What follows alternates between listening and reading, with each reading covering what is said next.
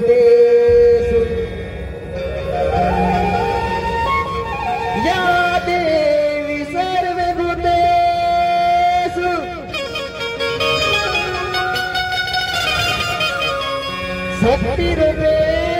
शक्तिरूपेण संस्थिता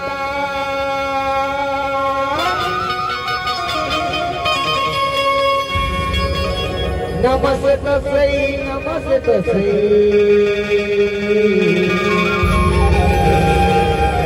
नमस्ते तस्यै नमो नमः। कलकत्ता की नीला बंगम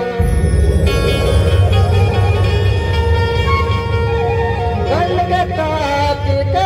नीला बंगम डोंगर गढ़ बमलाई माँ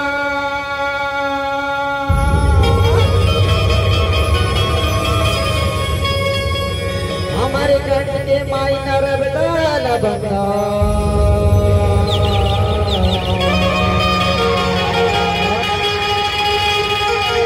मैं हर के माँ शरद भवानी ला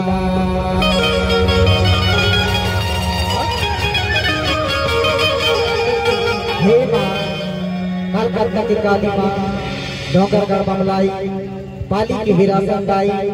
यही कोको गांव के खेरोदाई हीरा मटवा समस्त देवी देवता को सब सामान्य है। तोला झारा झारा जोहारे माँ देवी शारदा